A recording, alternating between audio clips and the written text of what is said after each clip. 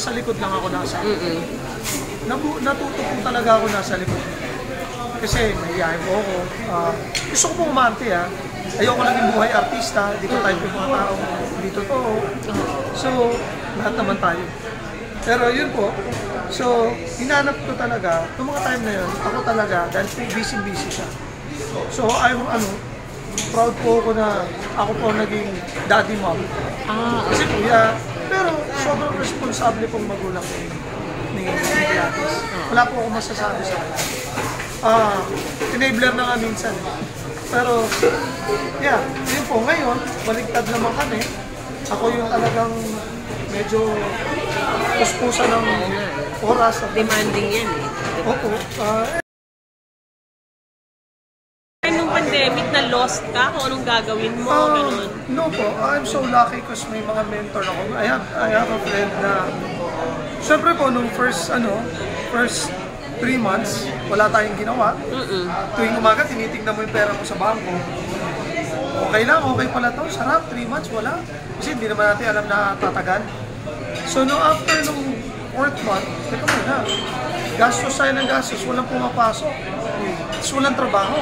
Then, the second lockdown po, it hit me. Meron nagpayo sa akin, bro. Sabi niya, hindi tayo pwede matulog lang. You have to figure this out. So, nag-planning kami. Every day, pa-planning po kami.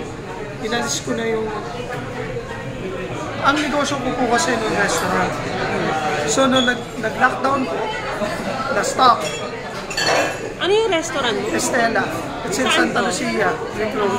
So, Santa Lucia Mall po. So, nangyari, I have to close it down. Ang dami kong karne.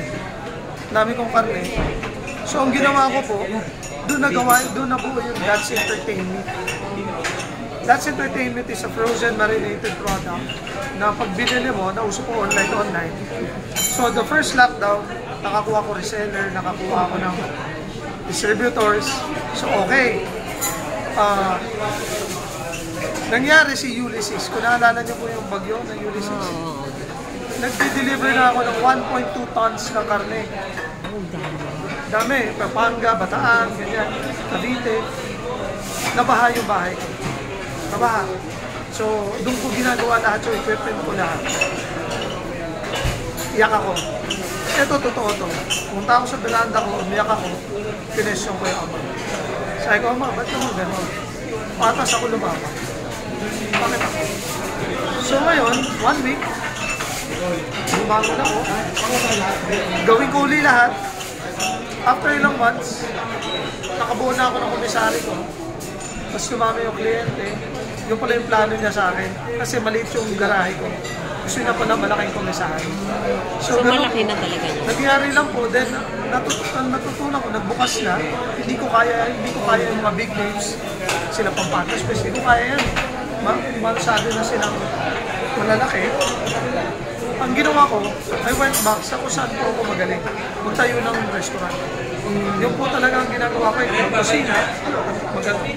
Doon po nabuo yung Dance Diner. Tapos, from there, kumisan... That's? How do you spell it? That's Entertainment, okay. Diba? Si Gladys That's Diner. Yes. So, from there po, nangyari, yun na yun, dumating na yung business opportunity.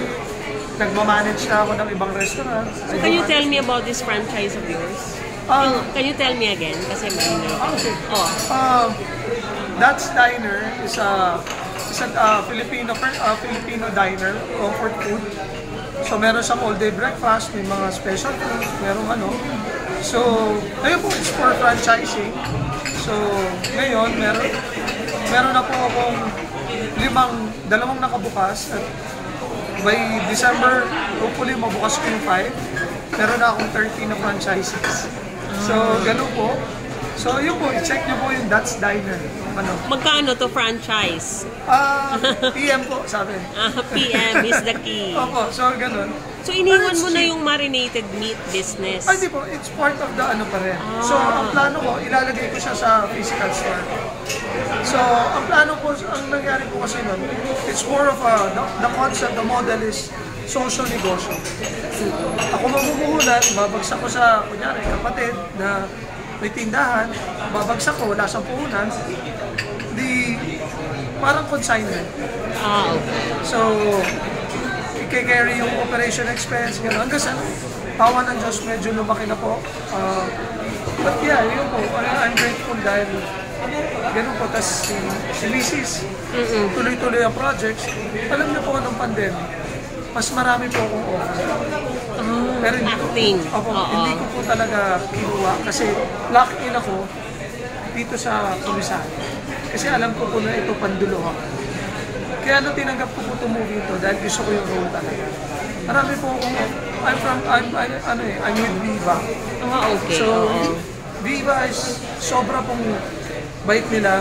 Parati nila ako yung offer. No-offer nila ako pero ako po yung tumatanggi talaga kasi nanghinayang po ako doon sa oras ko sa shooting na kulang po yung oras.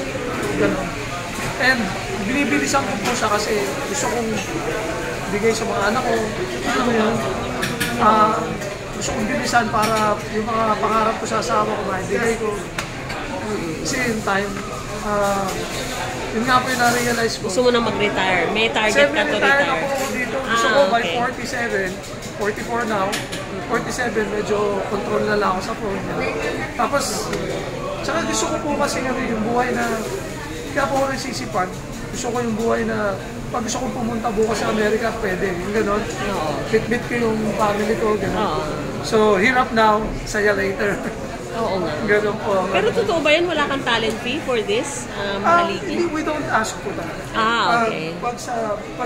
Kasi po, it's part of our, ang tawag po namin dyan, it's our responsibility, katungkulan namin, to give back sa church and so kami po, hindi po kami, pag sinabi, we don't ask budget.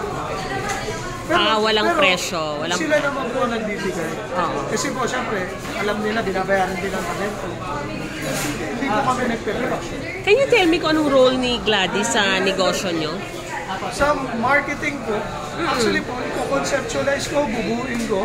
Pag time to sell, you sell it. Okay. Ganun po. Marami siyang nabibenta kasi nga.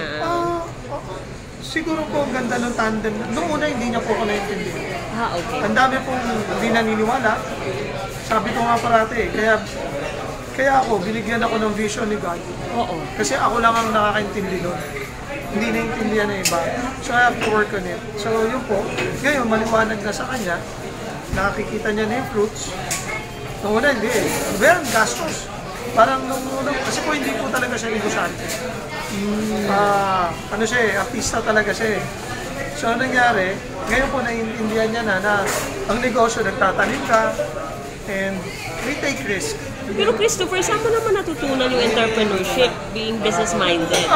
Actually po, di ba chef ka na? chef By, po ko. I was once nasa empleyadong thinking. May mga mentor po ko. I'm so lucky I have few. Sino to? My sister, my best bud. May isa ka yung unang na nasa States ngayon, nakaklase ko. So, ayun po, tapos may mga natatawagan ako. Tapos, importante po yung basa ka ng basa. Kasi nung nag-pandemic, hindi ko nilibang yung sarili ko kung saan. Nagbasa po talaga ako, nag-aral ako. Tinignan ko, like Victor, nag-ganyan, nag-law yan. So, ganun po.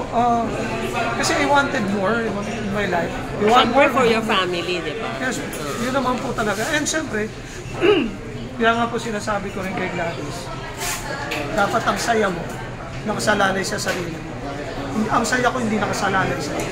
Kasi pag masaya ako na napapasaya kita, at masaya ako din, everything will come. So, yun ang inaano ko sa akin. 20 years married na kayo, 2024, di ba? O anong plano? Ewan ko daw. Tsaka you've been so long together, di ba? Oo nga po eh, palitan na. Ayaw. Hindi joke. Yeah, yun naman po ang goal is, kasi I grew up in sa broken family. So, alam ko po yung feeling. So, I vowed na hindi ko ibibigay sa mga anak ko yung doon feeling. Yun po, it's not perfect.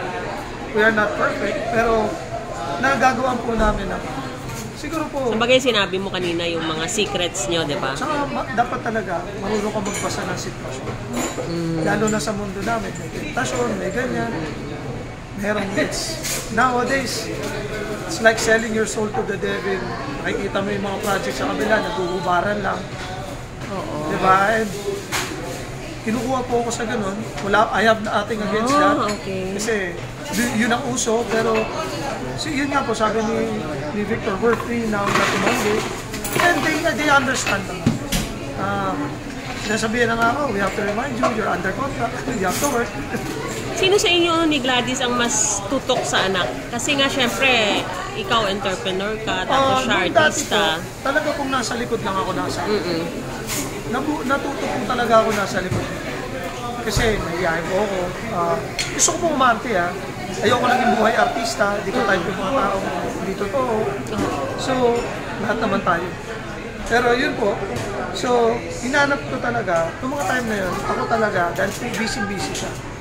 So, proud po ako na ako po naging daddy mom. Kasi kuya, pero sobrang responsable pong magulang ni Gladys. Wala po ako masasabi sa kanya. Enabler na nga minsan. Pero, yun po, ngayon, baligtad naman kami. Ako yung talagang medyo puspusan ng oras. Demanding yan Opo. And nakakatawa po dahil recently, sumali po ako sa nanalo ka, di ba? Opo. Oo, nabasa ko yun. Philippine Culinary Cup. Oo.